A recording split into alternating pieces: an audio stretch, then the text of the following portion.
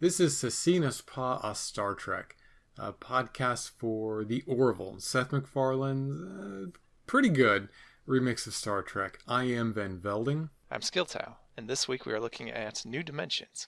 In this episode, Kelly shakes Mercer's confidence when she lets slip that she got him the command, and she notices that Lamar got really good scores at the Academy, and so she promotes him higher than Lamar's comfortable with.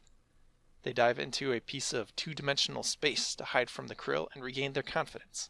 Also, they piss off Yaphet constantly. Yeah, they do.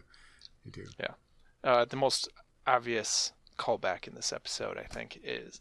Well, maybe it's the second most, but... in the Next Generation episode, The Loss, the Enterprise gets lodged in a piece of cosmic string, and the space anomaly here is very reminiscent of that. I can see that, because they can't detect it because the cosmic string is two-dimensional. In another TNG episode, Pen Pals is all about Wesley learning how to lead a group of people, which is a direct correlation to this episode where Lamar, who's kind of worked around not being responsible and not having to be the center of attention, becomes responsible and has to be the center of attention because he's going to be a leader. And I think the Orville honestly does it a little better. I actually agree. Watched that episode not too long ago. He's Lamar, even though he got top scores at the Academy, he chose a really, I don't want to call the Orville a crappy assignment, but it seems like an unambitious posting.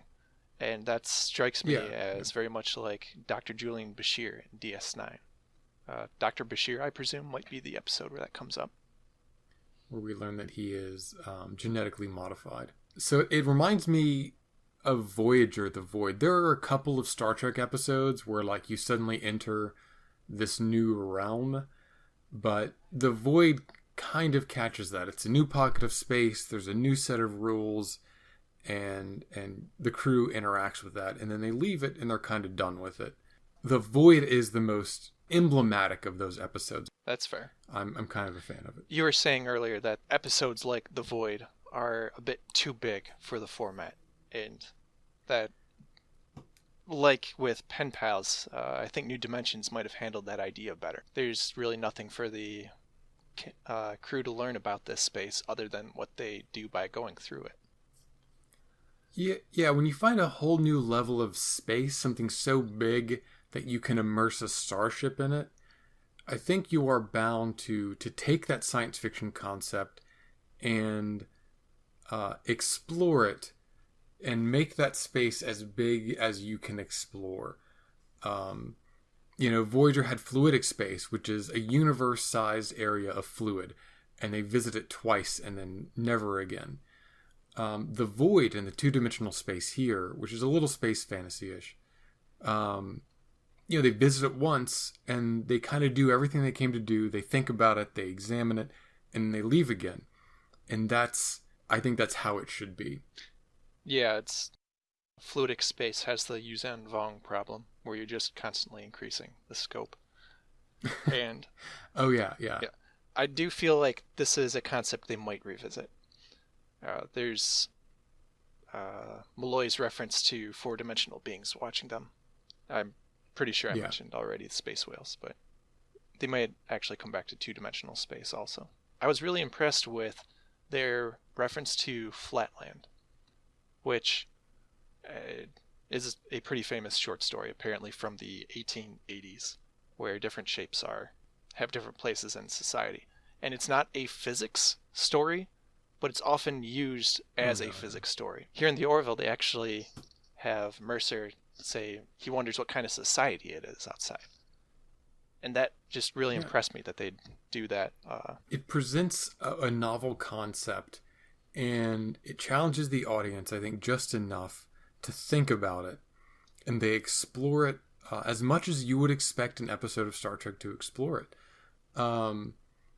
And the story, the human story, complements all of that.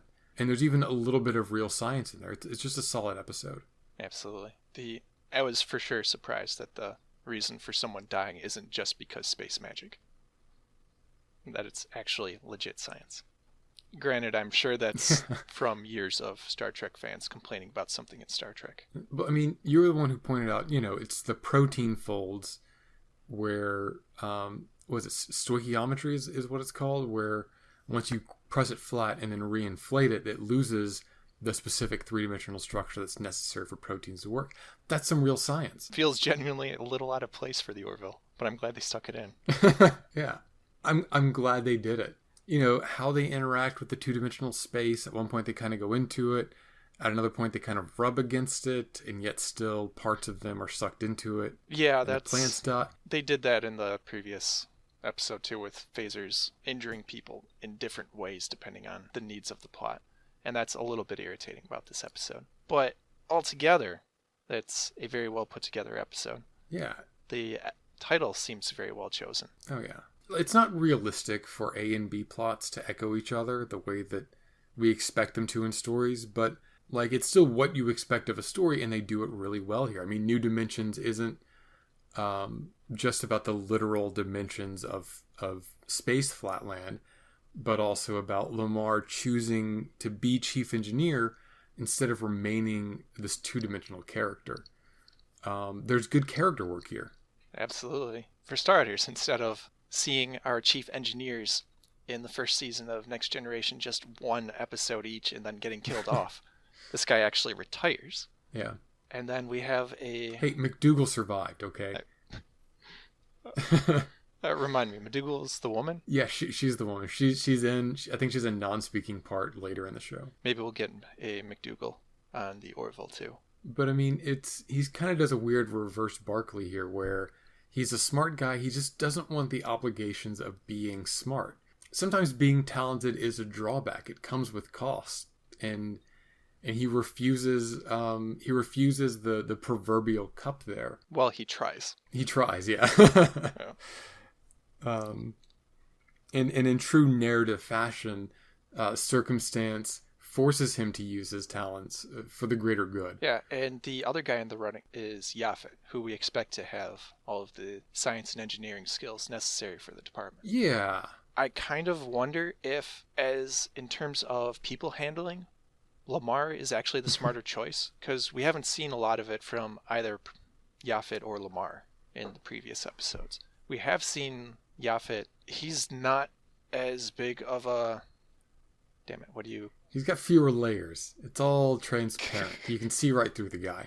Yaphet is not as big of an HR problem as a Riker might be, but we still see him coming on to women constantly. Yeah, we see him with Dr. Finn, yeah. And with Priya visits the engineering room, he also comes on to her. Whereas Lamar, whenever we see him interact, after the first incident in the episode, after that, when he interacts with the rest of the engineering department, he does so pretty well. He handles the people in a reasonable leadership way.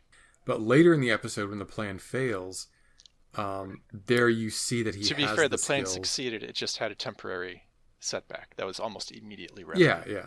And people, I don't know why the crew put Yaphet in the doghouse for that, other than to give Lamar a chance to be a leader and for Isaac to watch Lamar be a leader, which for some reason we got 2 reaction shots of Isaac reacting to that. But I mean, that's why it happened. Yeah. Maybe that part's a little shaky. I would have liked to have seen more of Yaphet explored, and we'd learn about the character, and maybe he's not cut out for it. But it definitely seems like, at first glance, Yaphet's a character who's put in his dues, and then Lamar's closer to the plot. His name's in the credits, and so he gets the bit. Absolutely.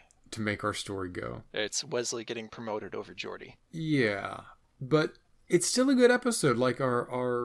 It's a deeper message than we've seen before, because the deal is that Lamar's a smart guy, and he doesn't want to be known as the smart guy. He wants to be Lamar first and a smart guy next, which is interesting because we do have a lot of one-note characters, and it would be interesting if Lamar was like the nerd from the get-go. But he's not. He's always going to be Lamar first and a smart guy second.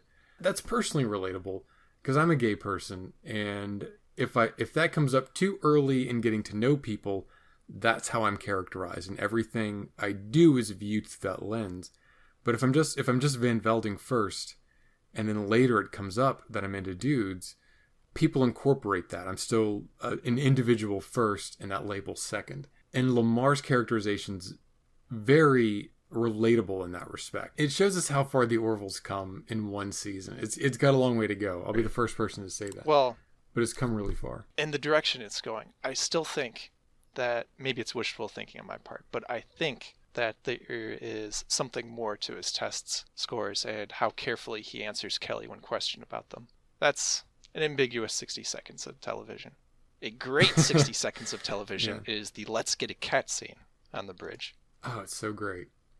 You and Derek complain about how Data has a bigger family than anyone. Yeah. It's one of the things that's part of that is back in Pen Pals even, he adopts a wayward child.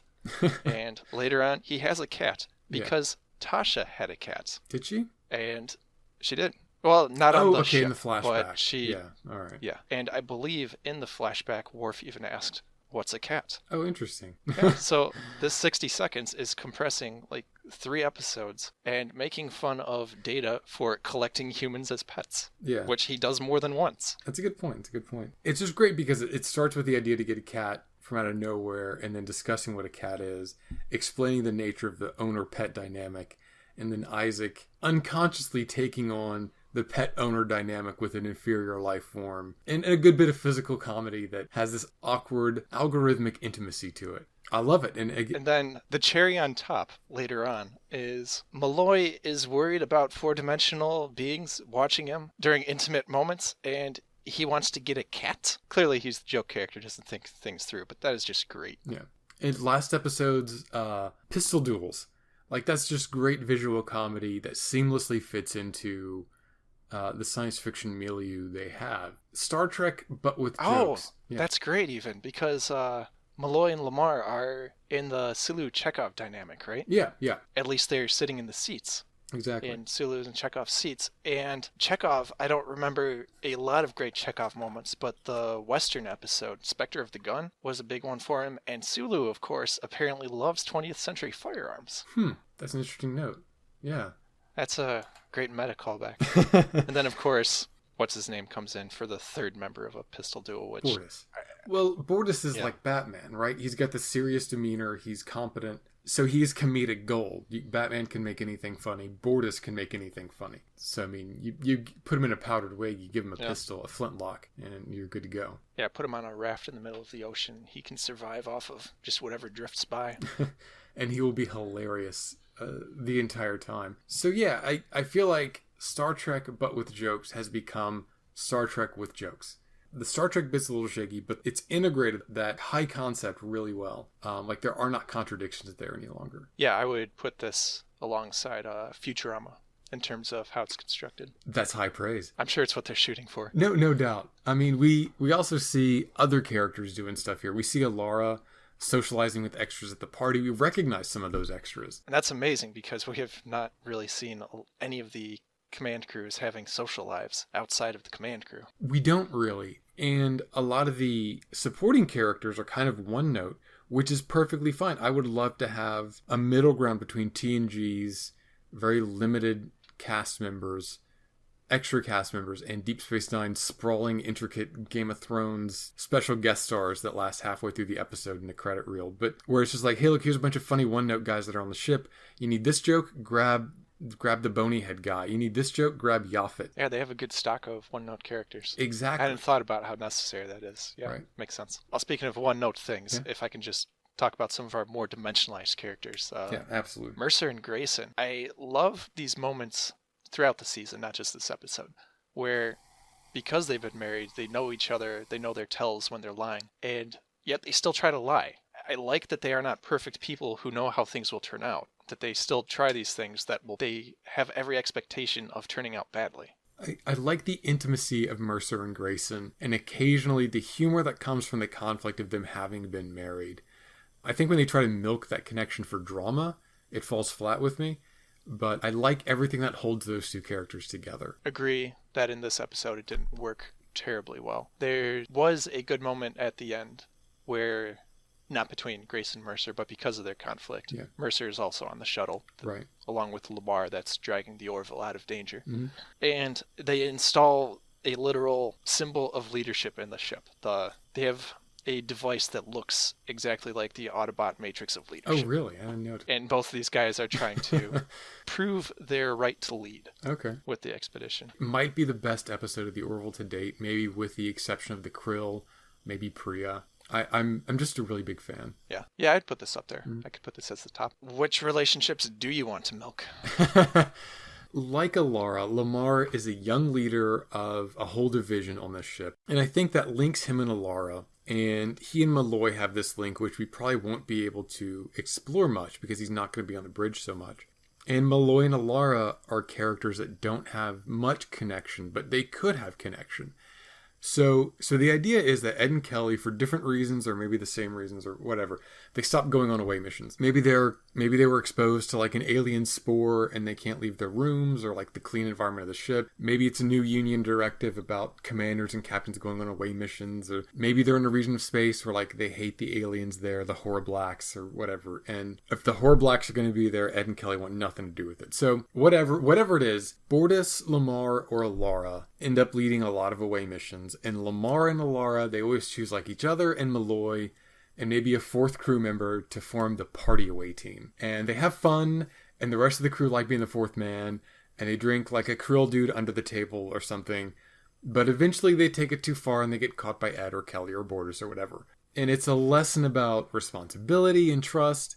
And also because the show sometimes can't finish saying one thing before it feels compelled to say the next thing. Maybe it's also about the power of loosening up and relating to people instead of being by the book, because regardless of the partying, they still got the job done on all those occasions as the party away team. I think that'd be... Sounds a lot like you're planning to have a mini-series of Jean-Luc, Beverly, and Jack Crusher palling around bar hopping. Yeah. Sounds like maybe a montage of different away missions with... For sure, montage, yeah. So show different extras in the fourth man slot, assuming that these teams are only 4 people big. Yeah. The shuttles have space for 8 seats? I mean, they do, yeah.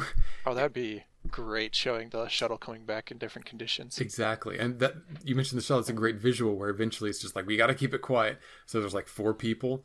And then like there's 5, and then 6, and then 8, and then people standing up, and then sneaking people off the ship, sneaking people on the ship.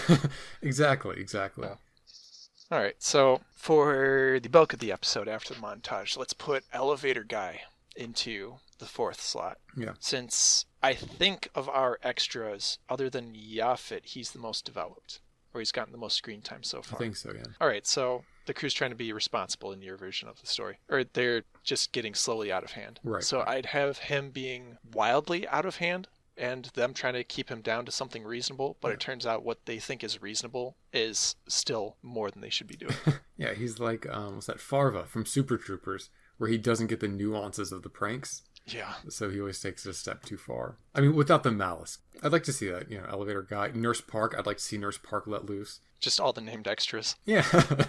It sounds like it'd be a good time. But the Elevator Guy's definitely the one to pitch things into the too far territory. So yeah. I wish I had something to add on with the theme or conflict. But, all right, so let's have Chief Engineer McDougal from Kelly's ship show up. So we can also have some bullshit about Kelly's past. But they always in the show talk about people's performance in the Academy like they haven't been assigned to 2 or 3 ships before the Orville. And everyone just has this blank slate record that they're absolutely reluctant to get into. It's all, good scores at the Academy. Good scores at the Academy. Okay, that's 10 or 15 years ago for Mercer and Kelly. In the Orville or the Star Trek? In the Orville. To a lesser extent, the Star Trek. But the Orville is really bad about it. The Orville, we only have a certain number of characters. Kelly and Ed, they both have unhappy pasts for the year before it, and I guess it's a gap that just hasn't come up before then. But even when Mercer's talking with the Admiral in the first episode, the Admiral's like, you had great scores at the Academy. It's like, well, what about his service record as a lieutenant commander, as a lieutenant? That's a very good question. But yeah, so I would love to see elements of their past from other ships. Lamar was serving on the ship already, so this could be his first substantive assignment. Alara, this is for sure her first substantive assignment. Bortus, I don't think anybody's asked him. I mean, Alara had to do something before she was a lieutenant. I thought she was fresh out of the academy. she said they got, well, maybe not fresh out, but she said her species got fast-tracked. I mean, maybe so. But I mean, this can't be her first space mission. She's young. So that's a good thing to get into while people are out partying. Just people's like, what were you doing before you did this? Well, I mean, you mentioned, someone from Kelly's old ship, and it would be interesting to be like, oh, here's the USS Tattletale. They've interacted with our away team, and, they're all like buttoned down, and we're like, whatever. And so it looks bad for their ship, and they got to like keep them from telling Ed and Kelly. I would love it if Alara knows something about them from like whatever her few months or 1 year before she got on the Orville, but still makes mistakes, like she still gossips or whatever. Anyway, I think it'd be a pretty cool episode to see. So next week we are doing Mad Idolatry. Yeah, is that the last episode of the season? That is the last episode of the season and possibly my least favorite. We'll get a retrospective on our feelings for the season, I'm sure. That we will. Till next time. See ya.